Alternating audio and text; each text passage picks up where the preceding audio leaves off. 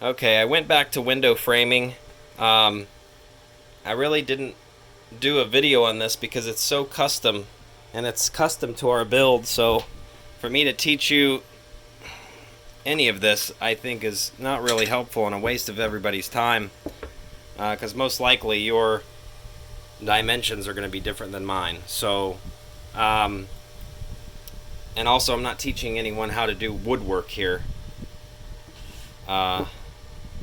So I'm just going to show you what I did here. And it just takes a lot of going back and forth to the table saw, the chop saw, and the jigsaw. But you can see here I just cut a notch out here, and I slowly sloped it inward towards the window. This was a very difficult piece over here because it's bigger here, and I'll show you why. I notched it for the window slider. If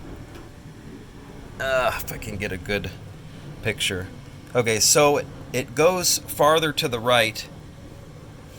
And the reason for that is because this window slides open and it stops right there. If I left that open, you could actually see way up in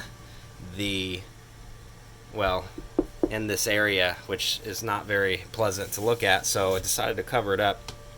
And then here I went 6 inches and it gets smaller, and then I did some custom cuts here, as you can see, going around the metal, the outlet hole, the slope here, and then down.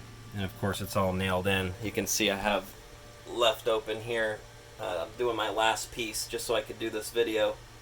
And if you remember the wall videos, this actually hangs down just a little bit, so I'm able to recess this 3/4 inch wood here up in to give a nice little definition here. And of course you can see the whole frame on the sides, and then down here is going to be the bed, and it's going to come all the way up to here. So I don't really, I'm kind of tall. I'm 6'1", and this is about 6'1" so far right now. So what I would like to do is I'd like to finish this with some nice finish wood, but I don't think I can, because then I'm not going to have any room to sleep. So I don't know, still thinking on that one. But that's done. I'll finish this with a little nice piece of trim going inward here and then up, and then that's going to be the bed over here. So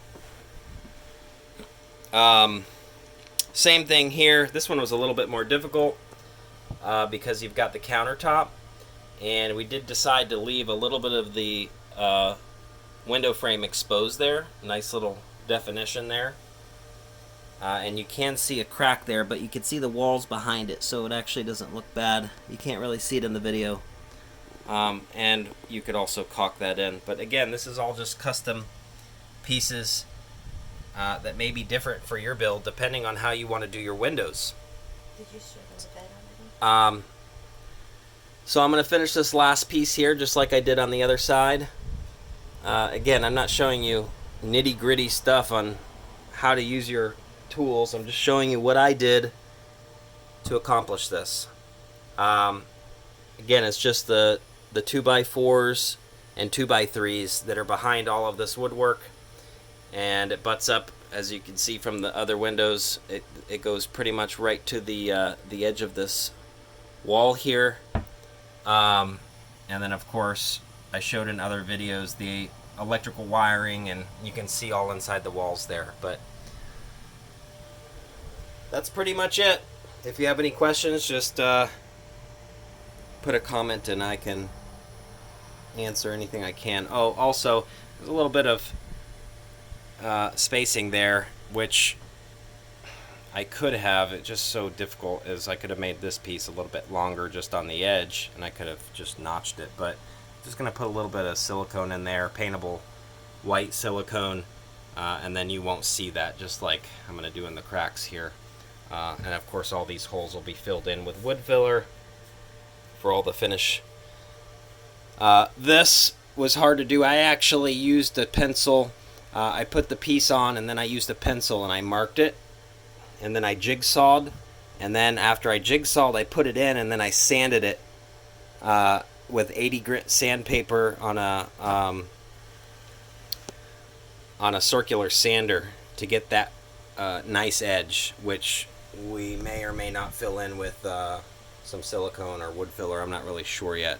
I don't really like using wood filler so much in a moving vehicle because the temperature changes are so drastic, and also the bumps can cause it to crack. So I like to use silicone where I can.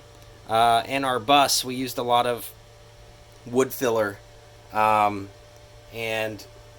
that can tend to crack, which means you have to do some repairs from time to time, which isn't too bad, but you know, just little cracks, and then you can just paint over it, of course. But if you use silicone, then it will expand and contract, of course, with those bumps. Anyway, hope this video was helpful. I'll see you in the next one.